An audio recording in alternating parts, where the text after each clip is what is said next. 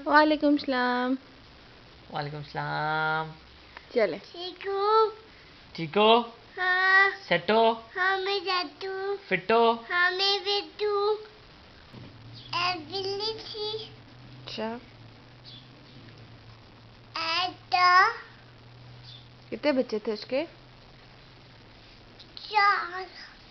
4। हाँ अस्सलाम वालेकुम, क्या हाल है आप सबके। उम्मीद करती हूँ आप सब लोग ठीक ठाक होंगे। ये व्लॉग मेरे लिए बनाना बहुत मुश्किल था। 3 दिन मुझे लग गए ये व्लॉग बनाते बनाते, और मैं नहीं बना पा रही थी। बनाती थी भी डिलीट हो जाता था। 3 दिन से मैं गायब हूँ। आप लोग बार बार पूछ रहे हैं कि व्लॉग क्यों नहीं आया, व्लॉग क्यों नहीं आया। क्योंकि मैंने आप लोगों से वादा किया था कि अब जो है मैं आप लोगों को बार बार, आप जो मेरे बेटे का पूछ रहे हैं, मैं अपने बेटे के बारे में आप लोगों को बताऊंगी कि उसकी डेथ कैसे हुई। तो बस वही मैं बनाने में मुझे इतने दिन लग गए हिम्मत इकट्ठे करने में। तो आज मैं आपको बताऊंगी कि मेरा बेटा माशाल्लाह से इब्राहिम, जो कि 3 साल का था, वो अल्लाह के पास चला गया। उसको क्या हुआ था, इस वीडियो में मैं आपको उसकी डिटेल बताऊंगी। सबसे पहले आप सबका बहुत बहुत शुक्रिया कि आप लोग बार बार मुझसे पूछते हैं, और मुझे कुछ लोग कहते हैं कि आप बेशक नाम बताएं, आपकी मर्ज़ी है, आप बताना चाहती हैं तो बताएं। और कुछ लोग पूछ रहे होते हैं, जाहिर है किसी को पता चले कि किसी का भी 3 साल का बच्चा फोत हो गया, तो उसको होता है कि आखिर ऐसा क्या हुआ था कि बच्चा जो है वो फोत हो गया। तो फिर लोगों को होता है इस बारे में कि पता चले कि आखिर क्या वजह थी। तो क्योंकि इस यूट्यूब को मैंने अपनी फैमिली बनाया है, और मैं आप लोगों से हर बार डिस्कस करती हूँ, तो मैं आप लोगों से ये बात भी ज़रूर शेयर करूँगी। इब्राहिम मेरा पहला बेटा था माशाल्लाह से, और जो है वो 3 साल का था जब उसकी डेथ हुई थी। शुरू से आपको बताती हूँ, शुरू से क्यों बताऊँगी, वो भी इसके बहुत सारे रीजंस हैं। काफ़ी लोगों को इससे कुछ वो अपने आप को थोड़ा रिलेट कर पाएंगे, कुछ लोगों को इन्फॉर्मेशन मिलेगी काफ़ी। जब इब्राहिम होने वाला था ना, तो शुरू में ही मुझे डॉक्टर ने कहा कि हार्ट बीट नहीं है, तो शायद आपकी डीएनसी करनी पड़े। इसलिए शेयर कर रही हूँ ना कि अक्सर हम लोग सुनते हैं कि उसकी डीएनसी होगी, अबॉर्शन हो गया, तो हम लोग इस बात को बहुत नॉर्मल लेते हैं। तो मैं ये बताना चाह रही हूँ कि वो जो माँ होती है ना, उसके लिए वो चीज़ बहुत बड़ी होती है। जैसे मुझे इस तरह पता है कि जब डॉक्टर ने ऐसी बात की, तो वो दिन रात बस मेरा सिर्फ यही था कि मैं बस रो रो के अल्लाह से दुआ करती थी कि नहीं अल्लाह प्लीज़ प्लीज़ हार्ट बीट आ जाए, कुछ ऐसा हो जाए, हार्ट बीट आ जाए, कोई मुआवजा हो जाए, और ये वो। तो ऐसी बस दुआ कर करके तो वो हफ्ते के बाद जो है ना, जब मैं गई डॉक्टर को दोबारा चेक करने, जब उसने मुझे डीएनसी की डेट दी हुई थी, तो अल्लाह का शुक्र है जब अल्ट्रासाउंड हुआ तो डॉक्टर ने कहा कि नहीं आपकी हार्ट बीट आ गई है बेबी की। तो अभी ये मैं सोचती हूँ कि काश उस वक्त मैं ये दुआ ना करती, क्या पता मेरे हक में ये बेहतर कि मतलब मेरा बेटा 3 साल का फोत ना होता, ये मसला ही ना होता। तो ये जो काश और अगर और मगर हम लोगों की ज़िंदगियों में होता है ना, ये जो है ना हम लोगों की ज़िंदगी बड़ी ख़राब कर देता है। इससे लोग डिप्रेशन में चले जाते हैं। तो ऐसे जो ये वर्ड्स हैं ना, काश अगर मगर, इनको अपनी ज़िंदगी में लाना ही नहीं चाहिए। कोशिश करें कि हम लोग की ज़िंदगी में ये वर्ड्स ना आए, क्योंकि ये वर्ड्स ना दिल को ना परेशान कर देते हैं।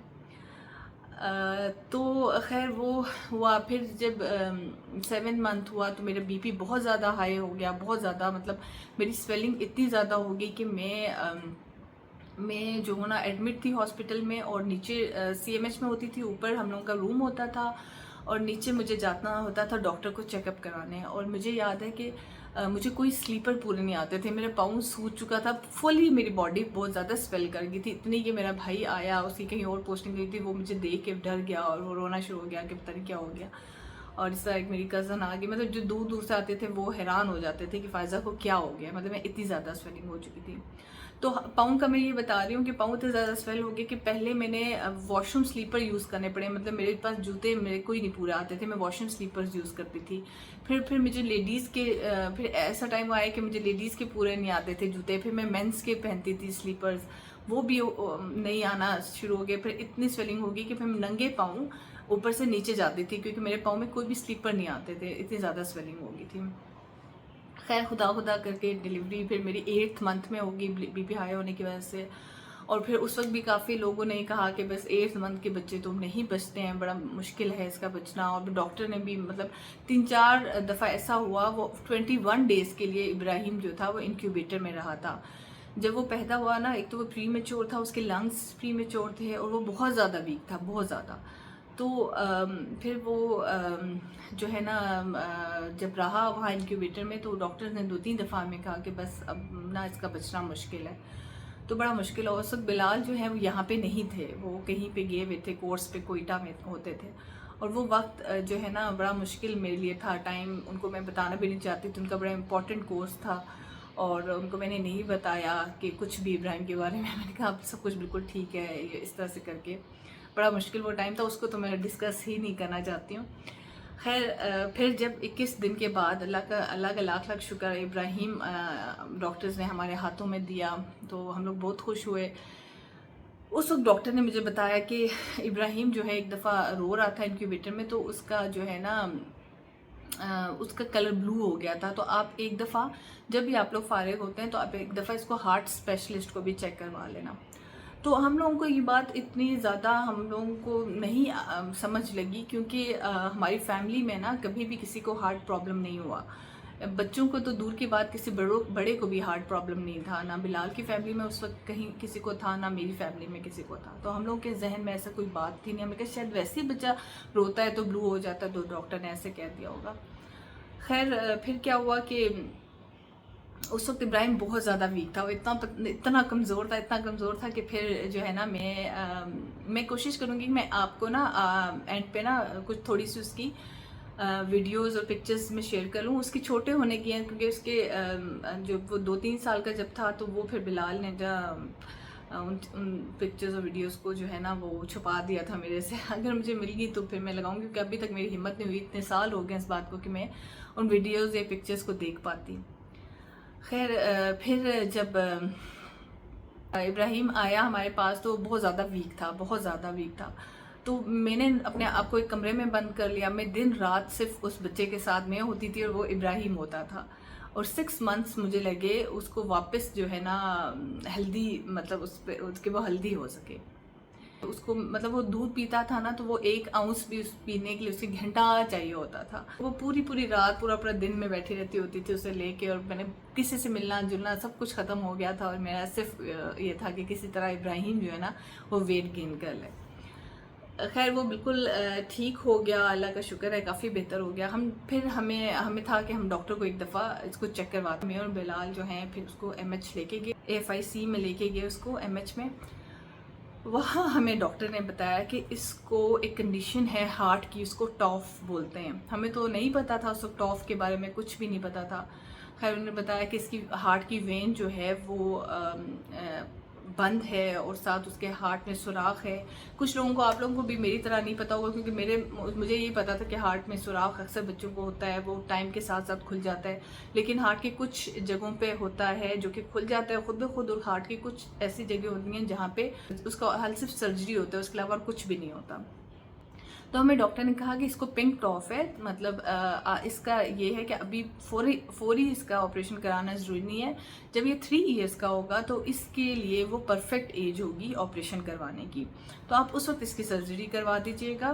तो अभी के लिए उसने हमें सिर्फ एक दवाई सी दी थी, वो थोड़ी सी दवाई, हमें आधी दवाई उसको खिलानी होती थी, उसके अलावा उसने कुछ भी नहीं बताया। अब वो जो इब्राहिम था ना, वो बिल्कुल उसको कुछ नहीं पता, मतलब वो बिल्कुल नॉर्मल बच्चों की तरह वो उसकी ग्रोथ हो रही थी। मतलब उसने कभी कुछ हमें फील नहीं हुआ कि उसको कोई ऐसी प्रॉब्लम है।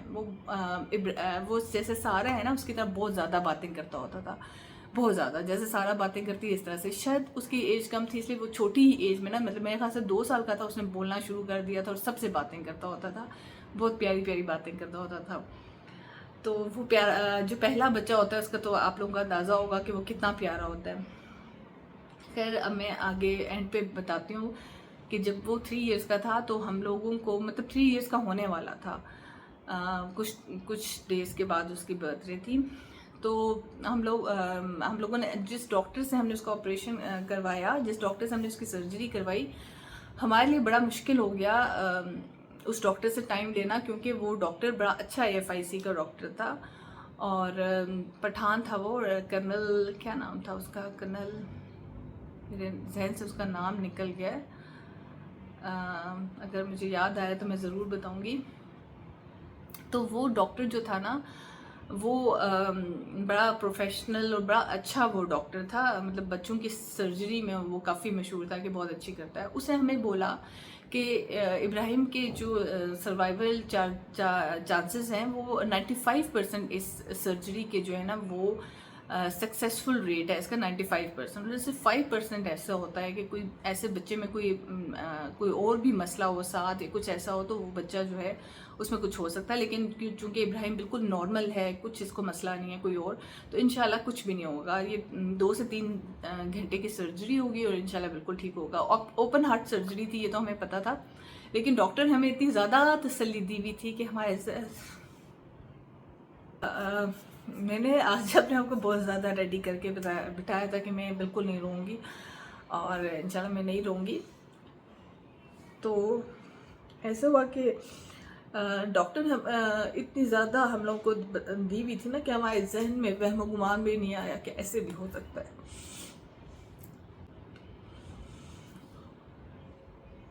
जैसे होता है ना, कभी किसी की सर्जरी होने वाली हो तो हम लोग सोचते हैं कि शायद ऐसा हो जाए, शायद ऐसा हो जाए, लेकिन हम में से किसी ने भी नहीं सोचा। पता नहीं शायद बिलाल ने सोचा हो, लेकिन कभी उसने मेरे सामने जिक्र नहीं किया कि ऐसा भी हो सकता है। तो अच्छा, फिर सर्जरी हुई उसकी। उस सर्जरी से पहले उसकी जो एंजियोग्राफी मेरे ख्याल से वो होती है वो हुई, तो वो बड़ी अच्छी मज़े की बातें करता है ना। तो मेरे अब्बू आए उसको देखने के लिए, तो अब्बू को कहता है कि अब्बू आप कैसे हैं? अब्बू ने कहा मैं ठीक हूँ। अब्बू ने कहा मैं ठीक हूँ, अल्लाह का शुक्र। कहता हाँ आप ठीक है, अल्लाह का शुक्र है, लेकिन मैं ठीक नहीं हूँ ना, मुझे जो है ना मुझे दद्दा है ना, तो आप दुआ करें कि मैं ठीक हो जाऊँ। मतलब इस तरह की मतलब उसकी बातें करता है। कहता है उसको जो कनोला लगा हुआ था, तो कहता है कि मुझे ना मुझे ये बटरफ्लाई लगी हुई है। डॉक्टर आता है और पानी डालता है इसमें, कनोले के लिए बोल रहा था कि मुझे ये बटरफ्लाई है। तो खैर एंजियोग्राफी हुई, फिर कुछ अर्से के बाद उसकी हार्ट सर्जरी हुई, बिल्कुल ठीक ठाक नॉर्मल। हमने उसको भेजा सर्जरी के लिए, हंसते खेलते गया। बिलाल उसको उठा के लेके गया ऑपरेशन थिएटर में अंदर। मुझे भी डॉक्टर ने कहा आप आ जाए, लेकिन मेरी हिम्मत नहीं हुई। मैंने कहा नहीं, मैं नहीं जा सकती। और रास्ते में बिलाल ने बताया कि उसने पूछा भी कि मामा क्यों नहीं आई हैं। मतलब जो गैलरी थी ना अंदर जाने वाली ऑपरेशन थिएटर की, उस रास्ते में मैं नहीं गई थी उसको। तो उसने पूछा कि मामा क्यों नहीं आए हैं। तो बिलाल ने बोला कि मामा बाहर आपका वेट कर रही है ना, आप बस थोड़ा सा आपको वो दर्दा होगा, आप ठीक हो जाओगे, डॉक्टर आपको बिल्कुल ठीक करके हमें दे देगा वापस। खैर वो चला गया, और वो सर्जरी जो कि डॉक्टर ने मुझे कहा था कि 2 से 3 घंटे में ख़त्म हो जाएगी, वो उसको लगे 8 से 9 घंटे। और 8 से 9 घंटे के बाद डॉक्टर ने हमें बुलाया और मेरे सर पे हाथ रखा, साथ में बिलाल भी था। और बस उसने कहा कि मैंने पूरी कोशिश की है, लेकिन मुझे समझ नहीं लग सकी कि क्या हुआ है। मतलब ऐसा होता नहीं होता, लेकिन इब्राहिम का ना जो बीपी है ना वो नहीं हो पा रहा था ऊपर, वो नीचे ही जाता जा रहा था। तो बस आप दुआ करें, हमने अपनी तरफ से पूरी कोशिश की है, लेकिन जो है ना क्रिटिकल है ये 24 आवर्स। मैं अंदर नहीं गई उसको देखने, मेरी में हिम्मत नहीं थी। मुझे पता था उसको काफ़ी मशीन्स लगी होंगी ये वो, लेकिन मैं उसको नहीं देखने जा सकी। सब जा रहे थे बारी बारी, मैं नहीं गई। फिर सुबह 5 बजे डॉक्टर ने कॉल की, क्योंकि मैं हॉस्पिटल में ठहरी थी, परमिशन नहीं थी किसी आदमी को वहाँ ठहरने की।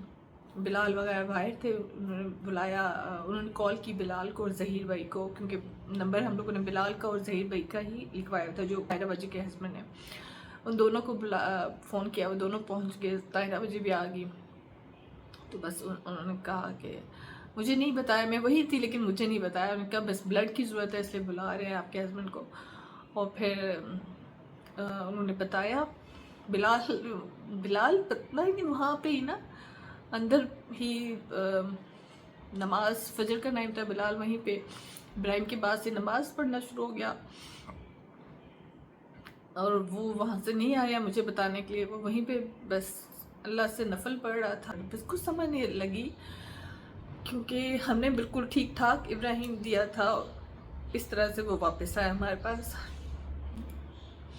शुरू के 2-3 घंटे तो मैं बिल्कुल समझ नहीं पाई कि क्या हुआ है, लेकिन फिर कुछ देर के बाद मतलब मैं एक्सेप्ट ही नहीं कर पा रही थी इस बात को। फिर मैं आपको बताऊं, वहीं पे जहाँ पे मैंने जब इब्राहिम की जो सर्जरी हो रही थी तो वहीं पे एक और बच्चा था जो कि सिर्फ 5 डेज़ का था, उसकी सर्जरी भी हो रही थी, उसका भी ऐसे ही मसला था। लेकिन अल्लाह का शुक्र है कि वो बिल्कुल ठीक हो गया, उसको कोई मसला नहीं हुआ। तो उससे मुझे अंदाज़ा हुआ कि वाकई ये जो है ना, बेशक जितना अच्छा डॉक्टर ढूंढ लो, बहुत अच्छी जगह ढूंढ लो, जो ये है ना ज़िंदगी मौत अल्लाह के ही हाथ में होती है। बेशक वो बहुत अच्छी जगह पे है। अभी मैं इस बात को इसी तरह पॉजिटिव लेके सोचती हूँ कि अगर वो यहाँ पे होता तो पता नहीं क्या मसला होता उसके साथ, उसकी ज़िंदगी में कैसे, और उसको हार्ट का था, बाद में कुछ और मसला हो जाता। बस इस तरह मैं सोचती रहती हूँ। तो फिर शादी मामा को सलूट मार दो एक। कुछ दोबारा मारो। कुछ हाँ। चलो खाना खाओ। मामा से दूध मांग लेते। हाँ क्या कह लेते? चलो दुद्दू सब बंद हो गया हो। शॉप बंद हो गई थी सब बंद हो गई थी। तो दूध नहीं मिला, फिर बच्चे कैसे लो लेते? आपके पापा का क्या नाम है? मैं चूल्हे खाऊंगी ना। रोलिश ना होगी? किसकी? कोको की चूल्हे खाऊंगी ना। कोको की? हाँ। अच्छा सुनाओ। पीली थी। मैं यहाँ पे अपना व्लॉग एंड कर रही हूँ। एक और व्लॉग मैंने बनाया था साथ ही कि मैं डिप्रेशन से कैसे निकली, वो इंशाल्लाह मैं नेक्स्ट व्लॉग में शेयर करूँगी क्योंकि ये वीडियो काफ़ी लंबी हो गई है। अब सबसे रिक्वेस्ट है कि मेरे प्यारे से बेटे के लिए, इब्राहिम के लिए, जो कि अल्लाह के पास मेरी अमानत किया हुआ है, उसके लिए एक दफ़ा दुरूद शरीफ पढ़ के दुआ कर दीजिएगा। बहुत ज़्यादा ख्याल रखिएगा। अल्लाह हाफ़िज़।